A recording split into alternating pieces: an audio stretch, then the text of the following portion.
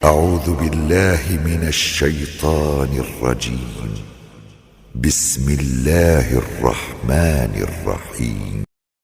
Bulan Ramadan adalah bulan Al-Quran. Kita semua dianjurkan agar memperbanyak membaca Al-Quran pada bulan ini.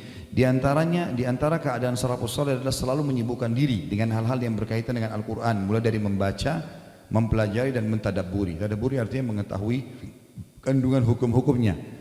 Malaikat Jibril alaihissalam memperdengarkan Al-Quran kepada Rasulullah SAW pada bulan Ramadan. Uthman bin Affan radhiyallahu anhu mengkhatam Al-Quran setiap hari pada bulan Ramadan. Di antara salafus saleh ada yang mengkhatam Al-Quran dalam salat tarawih tiap 3 malam sekali. Sebagian lagi setiap 7 malam sekali, sementara sebagian lainnya mengkhatamnya setiap 10 malam sekali. Mereka selalu membaca Al-Quran baik di dalam salat maupun di luar salat. Bahkan Imam Syafi'i rahimahullah dapat mengkhatam Al-Quran sebanyak 60 kali di luar salat pada bulan Ramadan. Artinya sehari 2 kali khatam. Sementara Al-Aswad mengkhatamnya setiap 2 hari sekali. Adapun Qatadah selalu mengkhatamnya setiap 7 hari sekali di luar Ramadan. Sedangkan di bulan Ramadan beliau mengkhatamnya setiap 3 hari sekali. Dan 10 hari terakhir Ramadan beliau mengkhatamnya setiap malam. Pada bulan Ramadan Imam Az-Zuhri menutup majelis-majelis hadis dan majelis-majelis ilmu yang biasa diisinya. Beliau mengkhususkan diri membaca Al-Quran dari mushaf. Demikian pula Imam Ats-Tsauri, beliau meninggalkan ibadah-ibadah lain dan mengkhususkan diri untuk membaca Al-Quran. Ibnu Rajab rahimahullah berkata, larangan mengkhatam Al-Quran kurang dari 3 hari tertuju bagi yang membiasakan hal itu.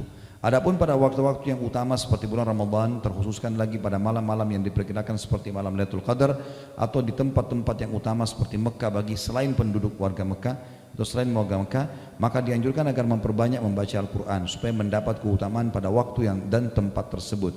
Inilah pendapat Imam Ahmad, Ishaq dan juga ulama lain. Demikian yang dapat kita saksikan dari kebiasaan mereka sebagaimana yang telah kita sebutkan tadinya. Kemudian tentu ini, maaf saya langkahi poin ini, masalah menangis tak kala membaca Al-Quran ini juga termasuk anjuran ya. Tentu ini dengan cara membaca dan mengerti artinya. Dengan mengerti artinya. Saya angkat satu riwayat saja di sini. Kita lihat dalam Sahih Bukhari dikatakan Abdullah bin Mas'ud radhiyallahu anhu bahwasanya ia berkata Rasulullah SAW bersabda, bacalah Al-Quran untukku. Aku berkata, apakah aku membaca untuk anda ya Rasulullah? Sementara ia diturunkan kepada anda. Rasulullah SAW bersabda, aku senang mendengarkan dari orang lain. Maka aku pun, kata Abdullah bin Mas'ud, membaca untuk Nabi SAW surah An-Nisa hingga sampailah pada firman Allah yang berbunyi, A'udzu billahi minasyaitonir rajim, fa kaifa idza ji'na min kulli ummatin bi syahidin wa ji'na bika 'ala haula'i syahida.